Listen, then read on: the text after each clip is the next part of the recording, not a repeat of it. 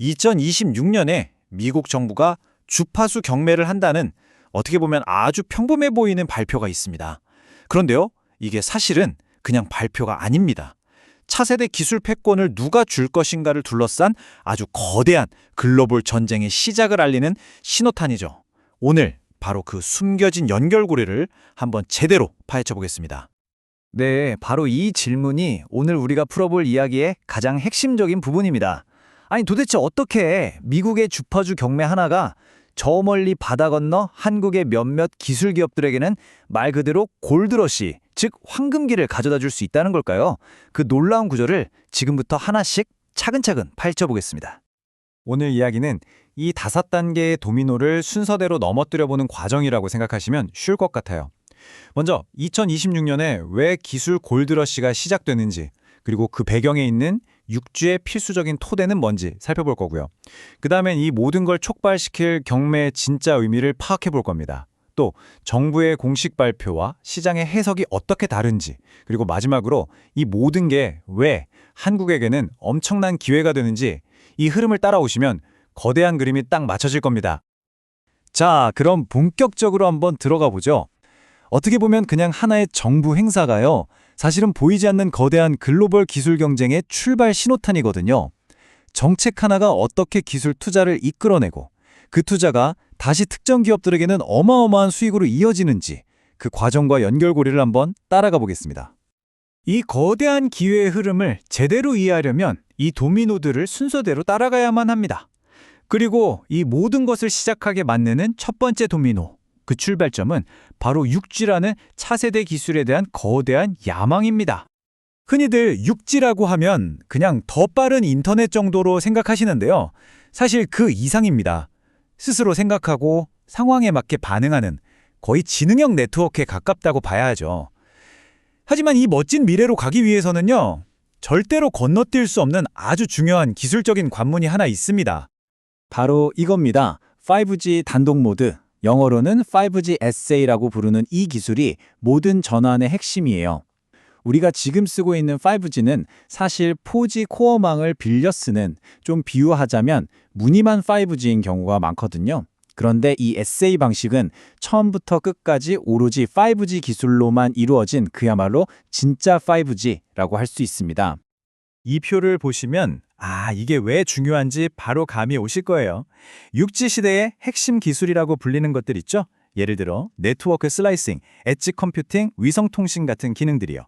이게 기존의 4G 기반 5G, 즉 NSA 방식에서는 아예 안 되거나 아주 제한적이라는 겁니다.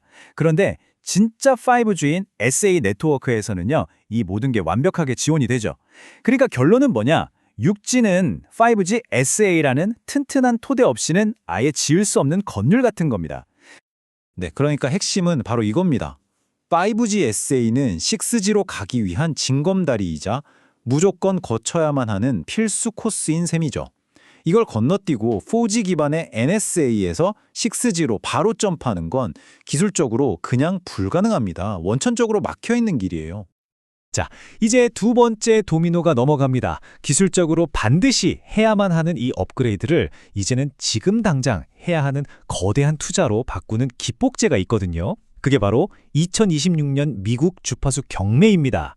이 경매가 어떻게 통신사들의 지갑을 강제로 열게 만드는지 한번 보시죠.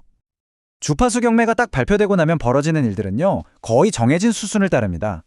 우리나라가 2019년에 5G 상용화할 때도 똑같았어요. 정부가 경매를 발표하면 통신사들은 당연히 그 새로운 주파수를 쓰기 위해서 막대한 설비 투자, 즉 캐펙스 계획을 내놓습니다.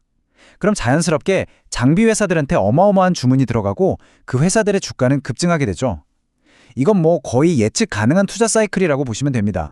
바로 이 숫자가 앞으로 열릴 기회의 크기를 정확하게 보여줍니다.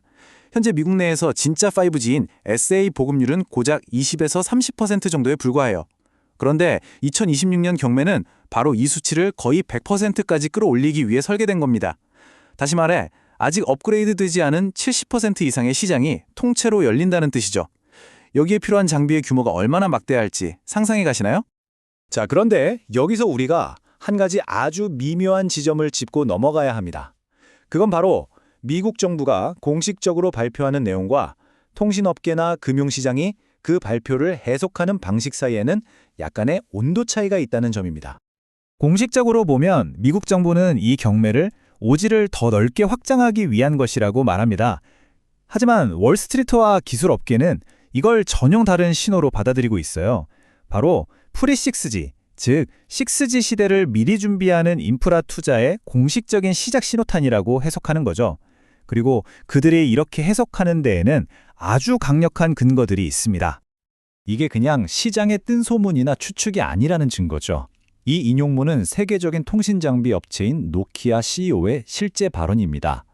6G로 가려면 5G SA가 반드시 먼저 완성되어야 한다고 아주 명확하게 못을 박고 있죠. 프리-6G라는 시장의 해석에 엄청난 신뢰도를 더해주는 발언입니다. 노키아의 라이벌이죠. 또 다른 거대 기업인 에릭슨의 기술 보고서도 완전히 같은 이야기를 하고 있습니다. 5G SA 네트워크가 가장 먼저 6G로 전환될 거라고 딱 짚어서 말하고요. 심지어 이번 경매 대상인 C밴드 주파수가 6G 시대에도 계속해서 중요하게 사용될 거라고 전망하죠. 이쯤 되면 프리-6G라는 해석이 그냥 일부의 시각이 아니라 업계 전체의 보편적인 공감대라는 게 분명해집니다. 자, 이제 드디어 마지막 도미노입니다. 지금까지 나온 모든 조각들을 한번 연결해보죠.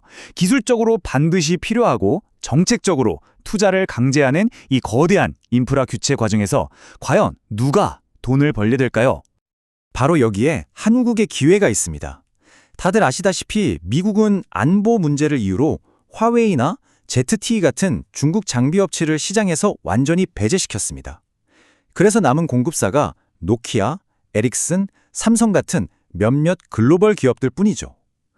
그런데 이 대기업들은 핵심 부품, 예를 들면 고효율 전력 증폭기나 초정밀 안테나 같은 것들을 RFHIC나 KMW 같은 한국의 기술 강소기업들로부터 공급받습니다. 결국 미국의 거대한 투자가 이 소수의 글로벌 기업을 거쳐 한국의 특정 부품사들에게 집중되는 완벽한 수혜 구조가 만들어진 겁니다. 그런데 여기서 끝이 아닙니다. 또 하나의 거대한 변수가 남아있는데 바로 오픈랜이라는 기술입니다. 이건 통신 장비의 규격을 표준화해서 마치 레고 블록처럼 서로 다른 회사 제품을 자유롭게 조합해서 쓸 수 있게 만드는 건데요. 만약 이 기술이 미국에서 의무화되면 한국의 뛰어난 부품 회사들이 굳이 삼성이나 노키아를 거치지 않고 미국 통신사에 직접 장비를 공급하는 길이 활짝 열리게 됩니다. 이건 정말 게임의 판도를 바꿀 수 있는 그야말로 게임 체인저가 될 수 있는 거죠. 자, 정리해보면 2026년을 향한 모든 조건은 이제 다 갖춰졌습니다. 기술적인 필요성, 정책적인 강제성, 그리고 지정학적인 구도까지 모든 도미노가 완벽하게 세워진 거죠. 그래서 이제 우리가 던져야 할 질문은 과연 미래 네트워크가 구축될까가 아닙니다. 그건 거의 기정사실에 가까우니까요. 진짜 질문은 바로 이것입니다. 과연 누가 그 미래 네트워크의 주인이 될 것인가?